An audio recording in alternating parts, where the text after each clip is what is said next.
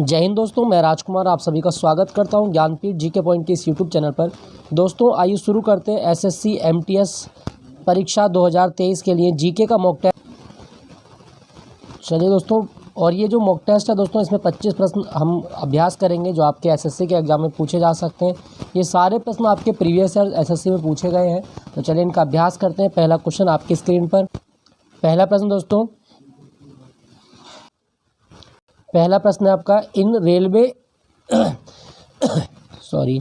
Railway स्टेशनों में से कौन सा एक विश्व विरासत स्थल है। दोस्तों कौन सा रेलवे स्टेशन को विश्व विरासत मतलब यूनेस्को की सूची में शामिल किया गया, तो इसका सही जवाब होगा आपका छत्रपति शिवाजी टर्मिनल। दोस्तों ये टर्मिनल आपका मुंबई में है और ये 2004 में यूनेस्को की सूची में शामिल किया गया था।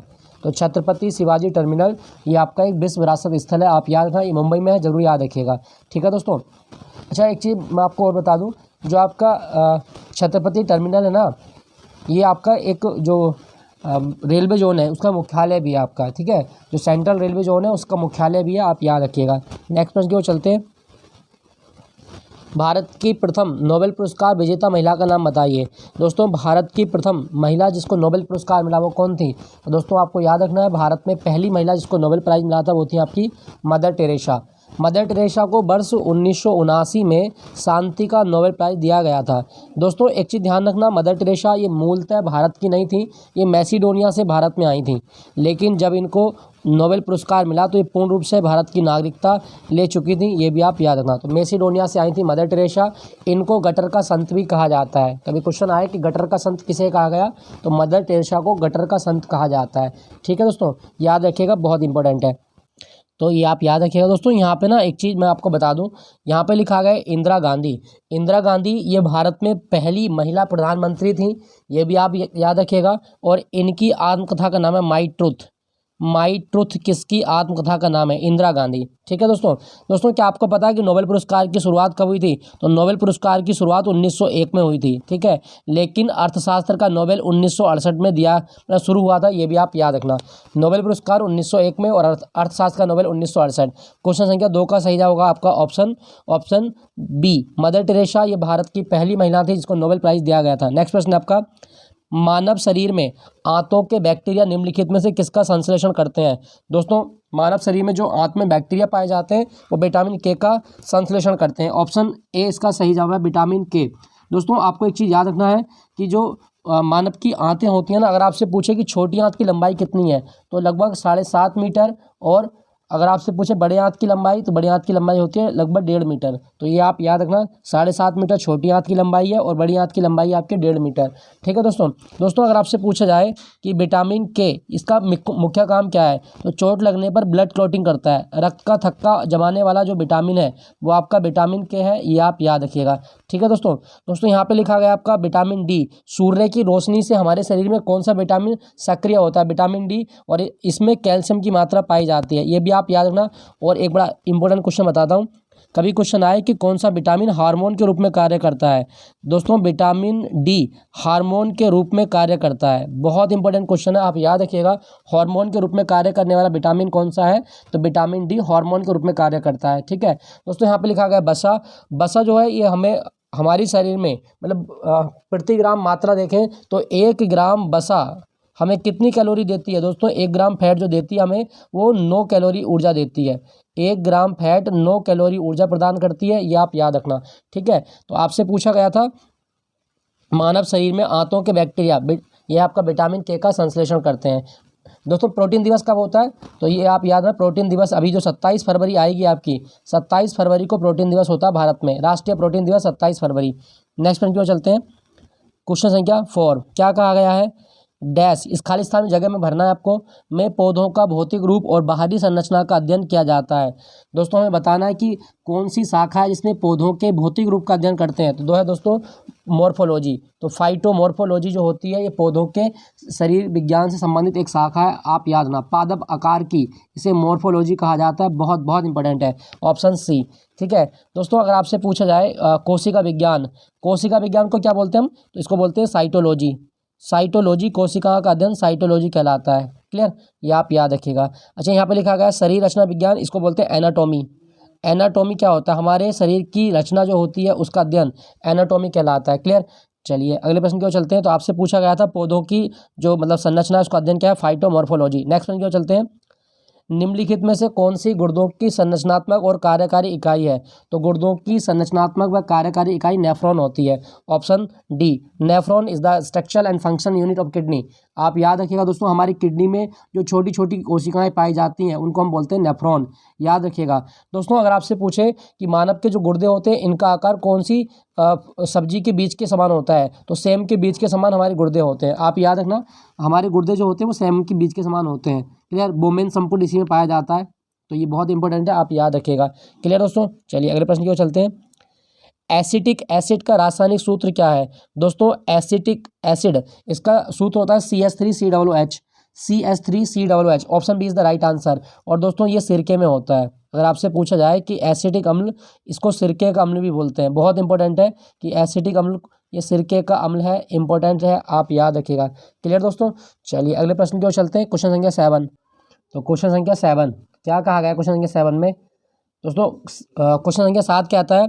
सोडियम टेट्राबोरेट डेकाहाइड्रेट का साधारण नाम क्या है? दोस्तों सोडियम टेट्राबोरेट डेकाहाइड्रेट जो होता है ये बोरेक्स होता है। क्या होता है? बोरेक्स। और इसी को ही सुहागा कहा जाता है। आप सुनते होंगे ना सोने पे सुहागा, तो सुहागा जो होता है सोडियम टेट्राबोरेट डेकाहाइड्रेट होता है। आप याद रखिएगा बोरेक्स होता है। क्लियर दोस्तों, याद रखें। अच्छा दोस्तों यहाँ पे लिखा गया आपका गैलेना। गैलेना किसका अयस्क है? दोस्तों लेड। लेड का नाम आप सुनते होंगे, तो लेड का अयस्क होता है गैलेना। इसको बोलते हैं PbS, लेड सल्फाइड ही गैलेना कहलाता है। अच्छा एप्सम, एप्सम का सूत्र क्या होता है? ये मैग्नीशियम का सॉल्ट होता है एप्सम। MgSO4 इंटू 7H2O ये इप्सम सॉल्ट होता है आपका। मैग्नीशियम का सॉल्ट है इप्सम, याद रखना इसके बारे में। जिप्सम की बात करूं दोस्तों, जिप्सम क्या होता है आपका? ये होता है आपका CaSO4 इंटू 2H2O, ये जिप्सम होता है आपका। तो जिप्सम कैल्शियम का मतलब सॉल्ट होता है, ये आप याद रखें। आपसे पूछा गया था सोडियम टेट्राबोरेट डेकाहाइड्रेट, ये सुहागा होता है बोरेक्स।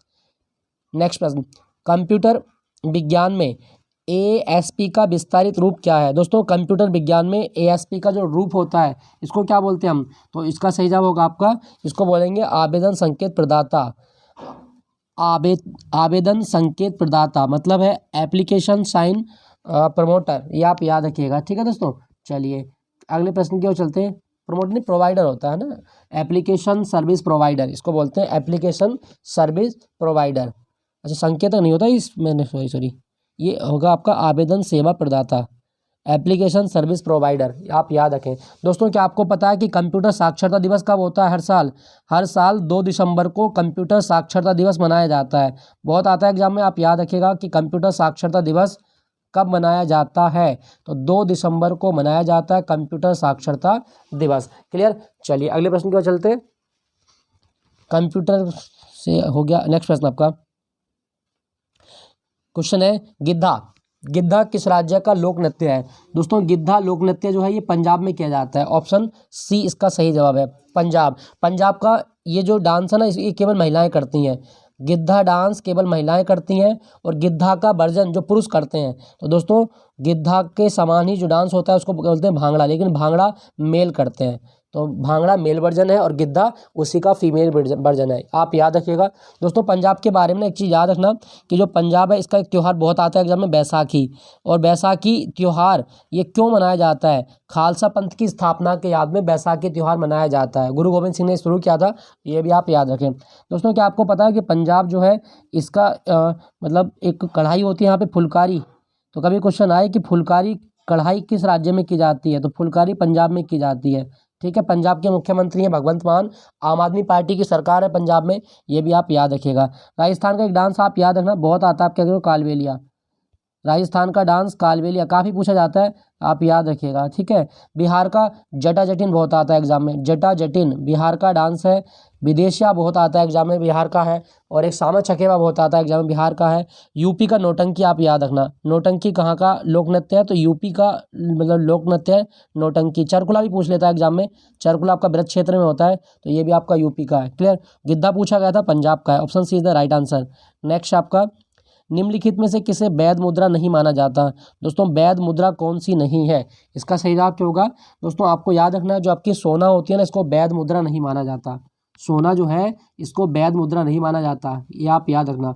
वैध मुद्रा क्या है? जो हमारे देश में कागजी नोट चलते हैं, जो सिक्के चलते हैं, वो वैध मुद्रा होते हैं। ठीक है, चलिए अगले प्रश्न की ओर चलते हैं। क्वेश्चन संख्या 11 क्या कहता है? क्वेश्चन संख्या 11 है, यदि पैसे की आपूर्ति वृद्धि वास्तविक जीडीपी विकास दर की तुलना में तेज है तो इसका परिणाम क्या होगा?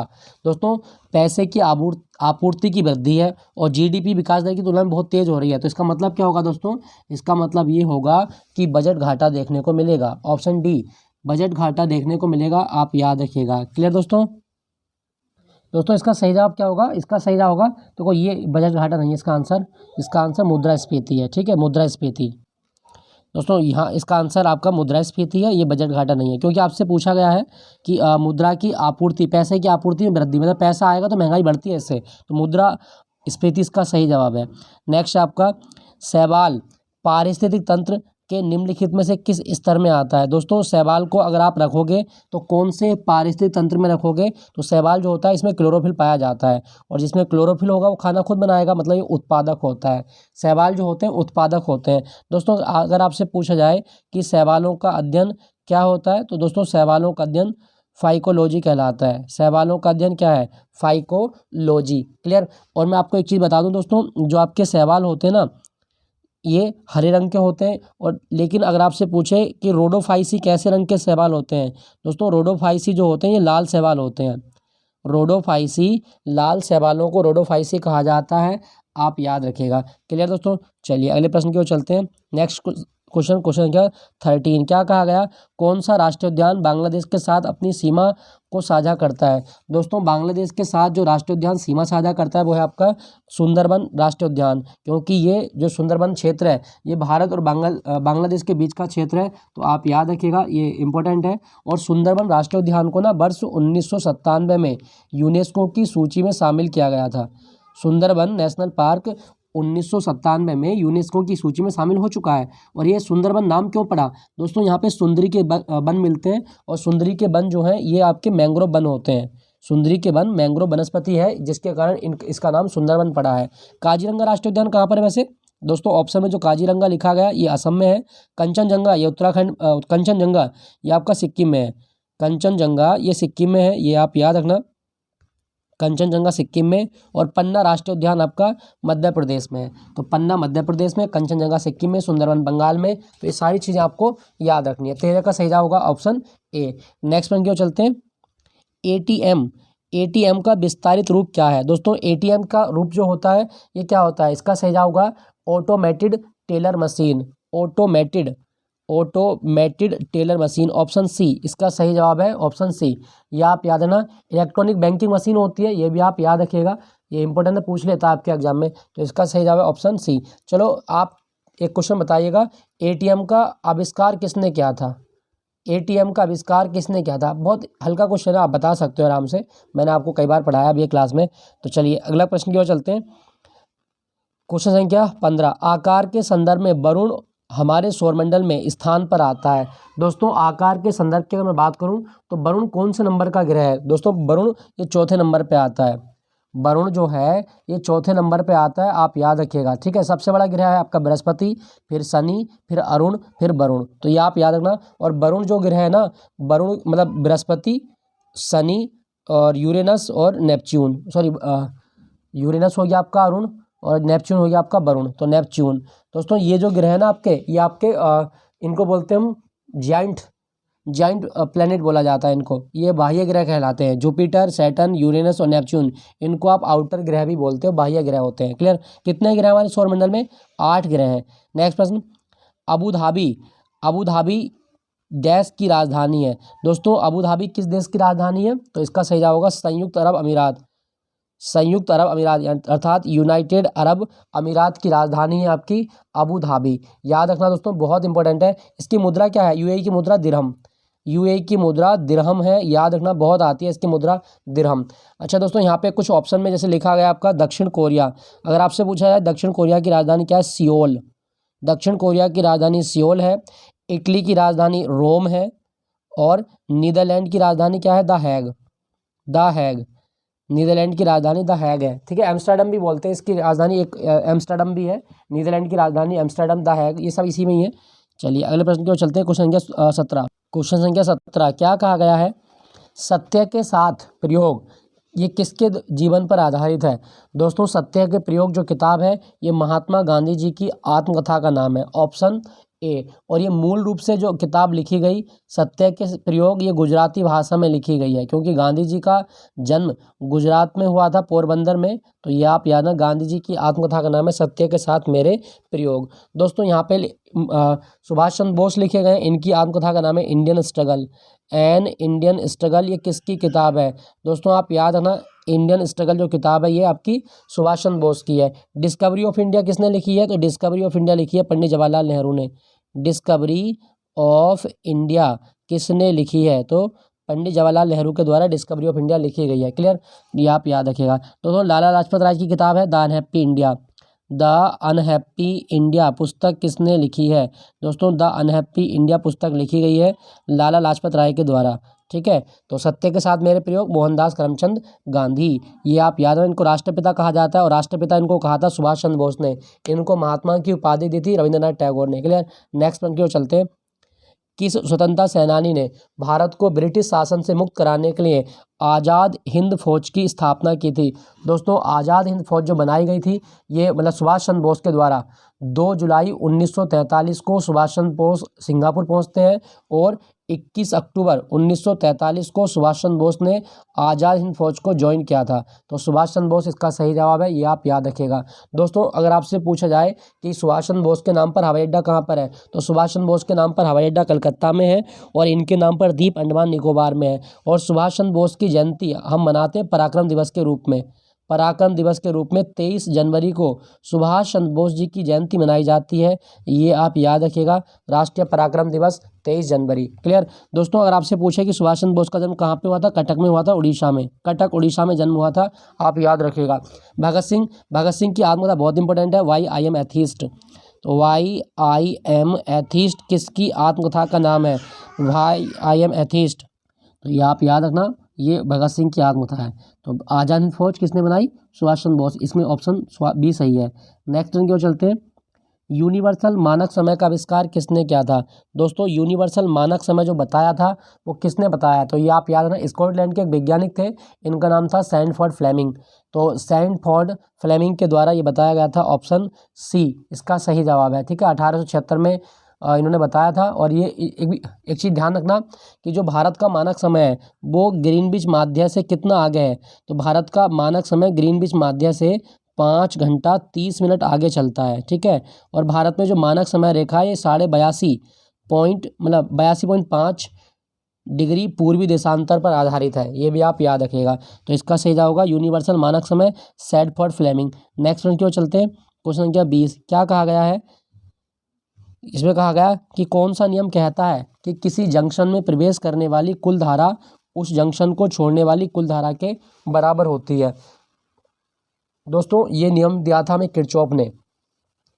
ये नियम आपका किरचॉफ का नियम है, ऑप्शन डी इसका सही जवाब है। किरचॉफ का नियम ये कहता है कि किसी जंक्शन में प्रवेश करने वाली धारा की कुल मात्रा ये जो होती है उस जंक्शन को छोड़ने वाली धारा के निकलने वाली धारा के बराबर होती है, ठीक है। ये आप याद रखें, किरचॉफ का नियम होता है। दोस्तों ओम का नियम क्या है? ओम का नियम कहता है कि चालक में बहने वाली धारा विभवांतर के समानुपाती होती है, बी बराबर आई आर, ये ओम का नियम होता है। हुक का नियम ये प्रत्यास्था के लिए होता है कि जितनी बल आप लगाओगे प्रत्यास्था उतनी ज़्यादा होती है, ये आप याद रखना। तो इसका सही जवाब होगा आपका ऑप्शन डी। क्वेश्चन संख्या 21 ग्रह पर गुरुत्वाकर्षण के कारण क्या होता है? गुरुत्वाकर्षण के कारण खाली स्थान के साथ त्वरण कम हो जाता है। दोस्तों हमें बताना है यदि किसी ग्रह पर गुरुत्वाकर्षण है तो उसमें आपको क्या देखने को मिलेगा? दोस्तों आप याद रखिएगा, ग्रह पर गुरुत्वाकर्षण के कारण ग्रह की सतह से ऊंचाई में वृद्धि के साथ त्वरण कम हो जाता है। त्वरण क्या होगा आपका? त्वरण कम हो जाएगा, ऊंचाई में वृद्धि के साथ त्वरण कम हो जाता है। ऑप्शन डी इसका सही जवाब है, ठीक है, ऑप्शन डी। क्लियर दोस्तों, ये आप याद रखना। अच्छा अगर आपसे पूछे कि गुरुत्वाकर्षण का नियम किसने दिया था? दोस्तों न्यूटन के द्वारा गुरुत्वाकर्षण का नियम दिया गया है, ये भी आप याद रखिएगा। नेक्स्ट प्रश्न की ओर चलते हैं। नीति आयोग के अध्यक्ष कौन होते हैं? दोस्तों नीति आयोग के अध्यक्ष भारत का प्रधानमंत्री होता है। ऑप्शन डी इसका सही जवाब है। नीति आयोग का पदेन अध्यक्ष भारत का पीएम होता है। अगर आपसे पूछा जाए कि नीति आयोग कब बना था, दोस्तों 1 जनवरी 2015 को नीति आयोग बना था, ये भी आप याद रखना। और जो नीति आयोग है भारत सरकार का एक थिंक टैंक है, भारत सरकार का थिंक टैंक है नीति आयोग, ठीक है। और इसके अभी सीईओ कौन बने? सुब्रमण्यम, के बी सुब्रमण्यम इसके अभी नए सीईओ बनाए गए हैं, ठीक है दोस्तों, आप याद रखना। अच्छा, यहाँ पे मैं एक्चुअली बता दूं आपको, राष्ट्रपति, भारत की 15वीं राष्ट्रपति कौन है? द्रौपदी मुर्मू। 15वीं राष्ट्रपति द्रौपदी मुर्मू है, ये भी आप याद रखना। और राष्ट्रपति भारत का प्रथम नागरिक होता है द्रौपदी मुर्मू। क्लियर। नेक्स्ट प्रश्न की ओर चलते हैं। राज्यसभा के सभापति कौन है? दोस्तों राज्यसभा के सभापति जो होते हैं वो भारत का उपराष्ट्रपति जो होता है वो राज्यसभा का पदेन सभापति होता है, भारत का उपराष्ट्रपति। Option C. कौन कौन से आर्टिकल में कहा गया है? तो आर्टिकल 64 और आर्टिकल 89 इस बात का उल्लेख करता है कि जो उपराष्ट्रपति है वो राज्यसभा का पदेन सभापति होगा। अगर आपसे पूछे कि राज्यसभा का सदस्य बनने की आयु कितनी है, न्यूनतम आयु, तो 30 वर्ष होती है। राज्यसभा हमारी संसद का अपर हाउस कहलाता है, आप याद रखिएगा, ठीक है। चलिए दोस्तों अगले प्रश्न की ओर चलते हैं। महात्मा गांधी ने करो या मरो का नारा कौन से आंदोलन के दौरान दिया था? दोस्तों डू और डाई का जो स्लोगन दिया गया था, ये दिया गया था भारत छोड़ो आंदोलन के दौरान। तो भारत छोड़ो आंदोलन वर्ष 1982 में हुआ था। इस आंदोलन में गांधी जी ने करो या मरो का नारा दिया था। दोस्तों असहयोग आंदोलन 1 अगस्त 1920 को हुआ था। और सबीना अवज्ञा आंदोलन 1930 में हुआ था। स्वदेशी आंदोलन 1905 में हुआ था। ये सारी चीज़ें आपको याद रखनी है। क्लियर दोस्तों, इंपॉर्टेंट है, आप याद रखें। दोस्तों अगर आपसे पूछा जाए कि महात्मा गांधी जो है ये अफ्रीका से भारत कब आए थे, तो 9 जनवरी 1915 को महात्मा गांधी अफ्रीका से भारत आए थे। और इसके लिए 9 जनवरी को मनाते हैं प्रवासी भारतीय दिवस। नेक्स्ट प्रश्न की ओर चलते हैं। Question number 25। My truth, my truth नामक पुस्तक के लेखक कौन है? दोस्तों माई ट्रूथ जो पुस्तक है ये आपकी इंदिरा गांधी जी की आत्मकथा है। आयरन लेडी या भारत की पहली महिला पीएम इंदिरा गांधी जी की आत्मकथा का नाम है माई ट्रूथ, याद रखिएगा दोस्तों, इंपॉर्टेंट है। दोस्तों इंदिरा गांधी का दूसरा नाम क्या है? प्रियदर्शनी। इंदिरा गांधी का दूसरा नाम क्या है? प्रियदर्शनी भी कहा जाता है, आप इसको याद रखिएगा। दोस्तों यहाँ पे लिखा गया खुशवंत सिंह, इनकी एक किताब बहुत आती है, ए ट्रेन टू पाकिस्तान। तो ए ट्रेन टू पाकिस्तान पुस्तक किसने लिखी है? दोस्तों ए ट्रेन टू पाकिस्तान पुस्तक लिखी गई है आपकी, वो लिखी है आपकी किसने लिखी है? ए ट्रेन टू पाकिस्तान खुशवंत सिंह ने। क्लियर दोस्तों, ये आप याद रखें। अच्छा, एग्जाम वॉरियर पुस्तक किसकी है? Exam warrior. तो आप याद रखना एग्जाम वॉरियर जो किताब है ये मोदी जी के द्वारा लिखी गई है, एग्जाम वॉरियर, इंपॉर्टेंट है, याद रखिएगा। तो दोस्तों ये था आज का एक छोटा सा मॉक टेस्ट, लगभग 22 से 23 मिनट की ये पूरी क्लास मैंने रिकॉर्ड की। थोड़ा मैं बाहर हूँ घर से, इसलिए मैंने रिकॉर्ड करना मतलब देरी हो गई है उसमें, तो उसके लिए क्षमा चाहता हूँ। जल्दी मिलूंगा आपको अगले मॉक टेस्ट के साथ में। Thank you for watching Gyanpeeth ji के पॉइंट।